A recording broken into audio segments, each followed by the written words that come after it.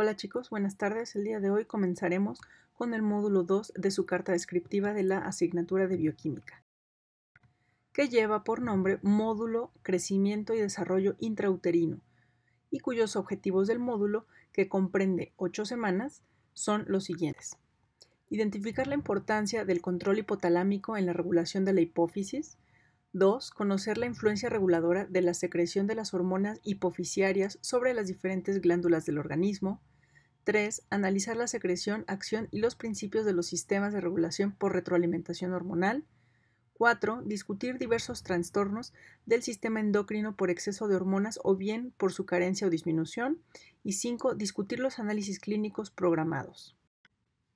A manera de introducción, solo quisiera abordar un punto que me parece sumamente importante, y es el carácter multidisciplinario que tiene la materia que están llevando, bioquímica. Recordemos entonces que la bioquímica se encarga de describir y explicar en términos moleculares todos los procesos químicos de las células vivas. Se apoya de otras ciencias como la biología molecular, la genética, la biología celular, la inmunología, la farmacología, toxicología, patología y microbiología, entre otras. El conocimiento de las biomoléculas, como los ácidos nucleicos, las proteínas, los lípidos y carbohidratos, ha aclarado la comprensión de las enfermedades que podemos ver debajo de la línea verde, de tal manera que podemos ver la interacción y la relación directa entre la bioquímica, los conocimientos que nos brinda la bioquímica, y relacionarlos directamente con la medicina. Por el contrario, los análisis de las enfermedades han arrojado mucha información sobre áreas de esta materia, de la bioquímica.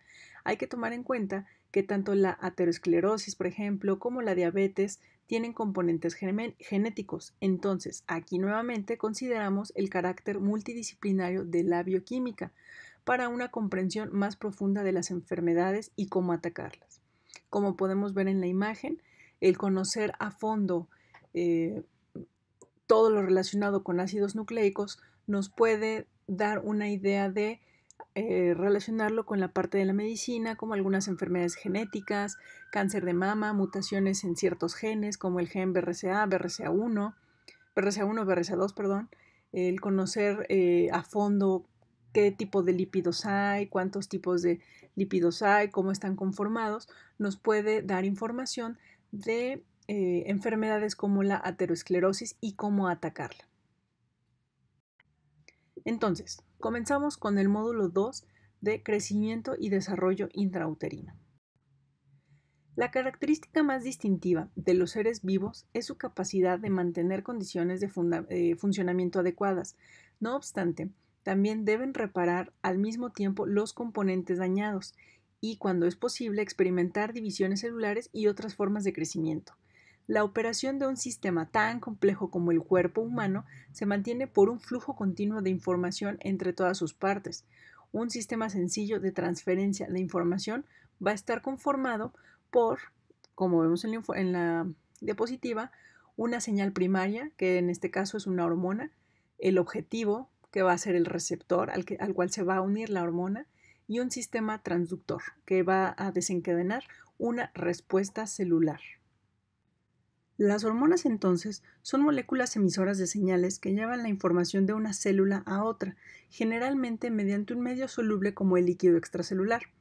La regulación que ejercen las hormonas es una regulación muy minuciosa, es una regulación sofisticada. Y bueno, estas hormonas se sintetizan en células glandulares especializadas. Tales son los casos de la hipófisis, las glándulas suprarrenales, los ovarios, los testículos, el hipotálamo. Los sistemas nervioso y endocrino son los encargados en primera instancia del control del metabolismo. En el caso del sistema nervioso, las células nerviosas, que se denominan neuronas, liberan en los extremos de largas extensiones celulares, conocidas como axones, a minúsculos espacios intracelulares llamados sinapsis. Las moléculas neurotransmisoras se unen a las células cercanas generando respuesta específica de estas células. El sistema nervioso proporciona entonces un mecanismo rápido y eficaz para adquirir y procesar la información del entorno. Con respecto al sistema endocrino, este se encarga de la regulación metabólica por secreción de señales químicas, hormonas, que se transportan por la sangre hasta que alcanzan una célula diana. Con respecto a la transducción de señales en las que están involucradas las hormonas, el mecanismo actúa en 3 fases. Va a constar de una recepción, una transducción y una respuesta. Con respecto a la recepción, que es el paso número 1 en la transducción de señales, esta es cuando una molécula de señalización se une a su receptor. Hay una unión señal-receptor.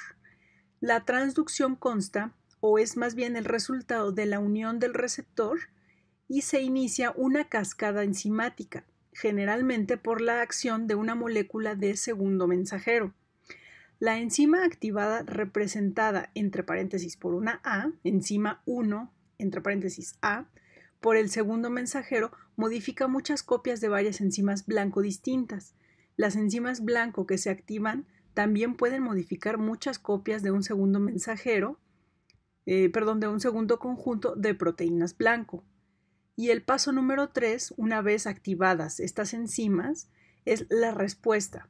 Las funciones celulares son modificadas por cambios en la actividad de enzimas existentes, por reordenamiento del citoesqueleto o por alteraciones de la expresión génica, o alguna combinación de dichos factores. En cada paso de esta cascada de transducción de señales, las señales se van a amplificar. Pasamos entonces a la clasificación de las hormonas.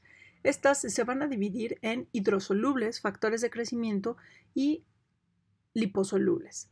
Las hormonas hidrosolubles pueden ser péptidos, polipéptidos o derivados de aminoácidos o proteínas. Vamos a recordar brevemente a qué se le considera un péptido. Se le considera péptido a un conjunto de 2 aminoácidos, un oligopéptido de 2 a 10 aminoácidos, un polipéptido más de 10 aminoácidos y pues la proteína más de 100 aminoácidos. Eso con respecto a las hormonas hidrosolubles. Los factores de crecimiento son proteínas que regulan el crecimiento y la división del celular. Y dentro de las hormonas liposolubles están las hormonas esteroideas y las hormonas tiroideas. Pues bien, con respecto a las hormonas hidrosolubles, los receptores para la mayoría de este tipo de hormonas se localizan en la superficie de las células blanco. Estos receptores pueden ser receptores acoplados a proteína G o tirosina sinasas receptoras. La unión con estos receptores inicia la respuesta intracelular que puede ser mediada por segundos mensajeros como nucleótidos AMP cíclico, GMP cíclico, iones de calcio, así como el sistema inositol fosfolípido.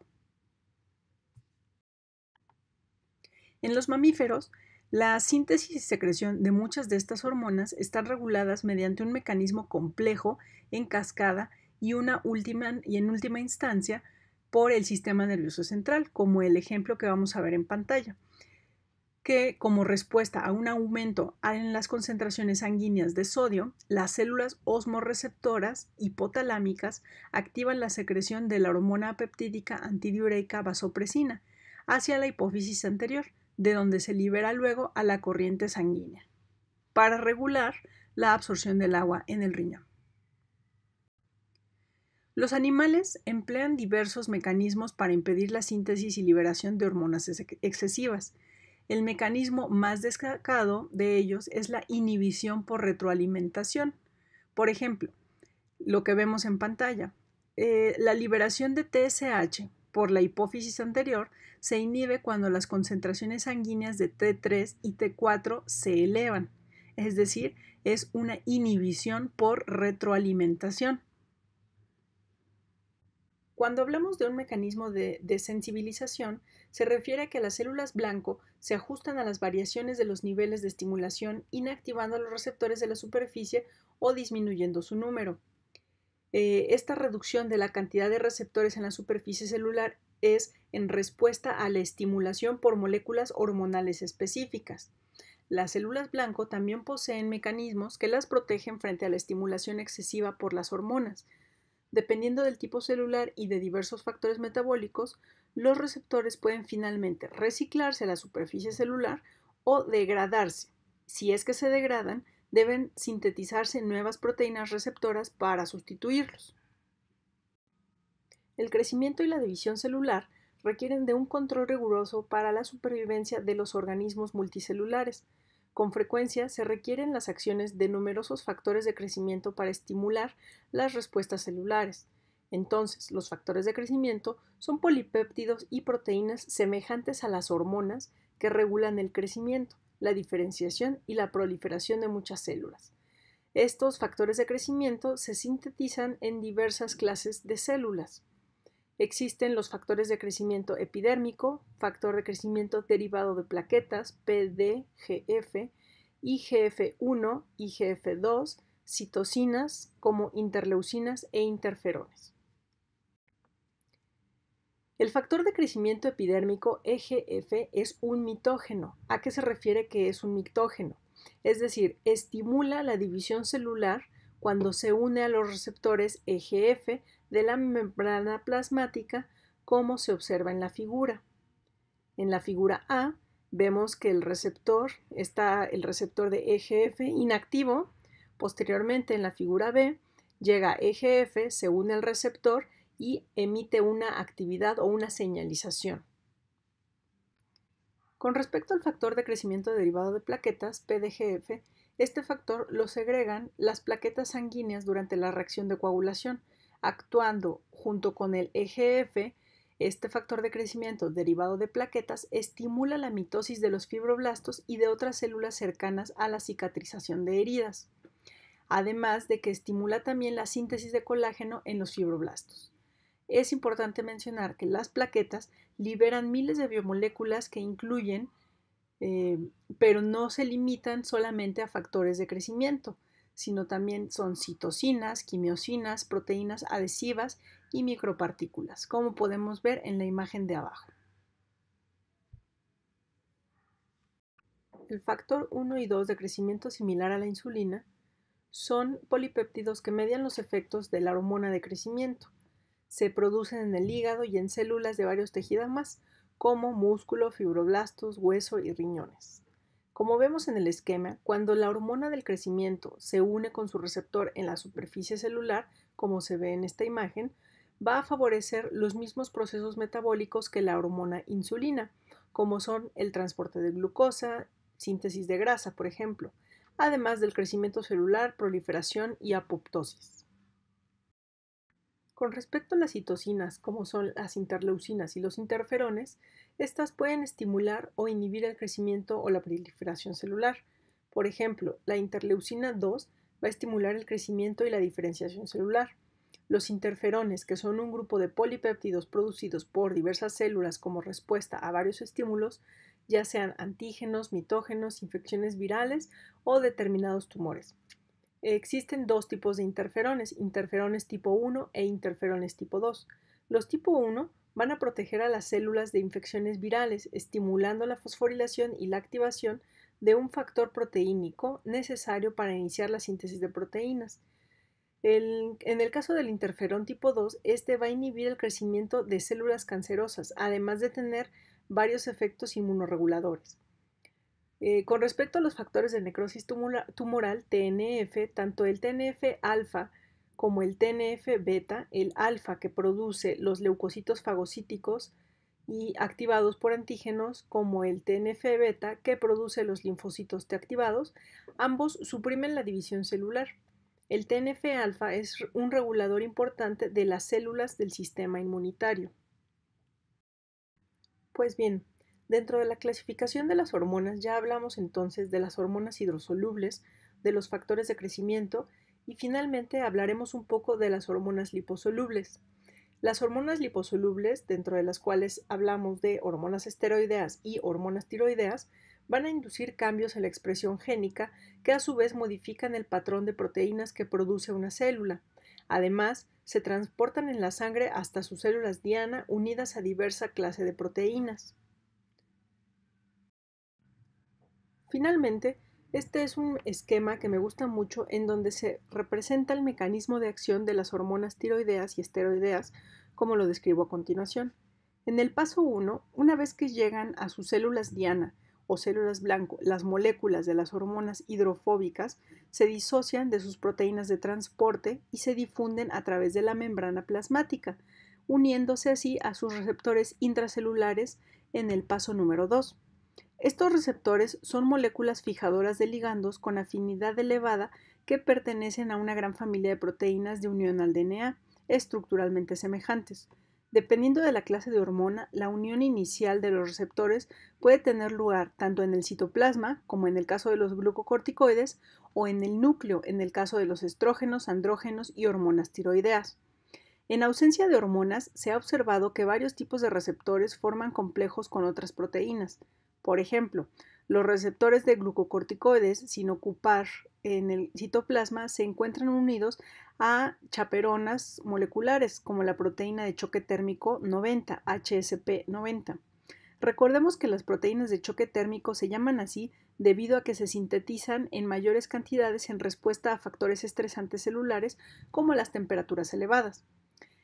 Estas proteínas chaperonas bloquean el sitio de unión al DNA del receptor en ausencia del ligando hormonal. Cuando la hormona se une a su receptor, las chaperonas se disocian y el complejo receptor-ligando migra al núcleo como un homodímero. Dentro del núcleo, cada complejo hormona-receptor se une a segmentos específicos de DNA que se denominan elementos de respuesta a las hormonas, HRE. La unión del complejo hormona-receptor a la secuencia de base de un HRE a través de los dominios de dedos de zinc del receptor estimula o inhibe la transcripción de un gen específico. El mismo complejo hormona-receptor puede unirse hasta 50 o a 100 genes distintos e influir en su transcripción, que es el paso número 6, con lo que induce cambios globales en el funcionamiento celular, es decir, una respuesta biológica. Bueno chicos, muchas gracias. Espero que haya sido de utilidad. Traté de resumirlo lo mejor posible. De todas maneras, nos vemos en la sesión de dudas. Recuerden que esta sesión se va a basar en los comentarios que emitan o dudas en la liga de Edmodo en donde publiqué el video. Gracias chicos.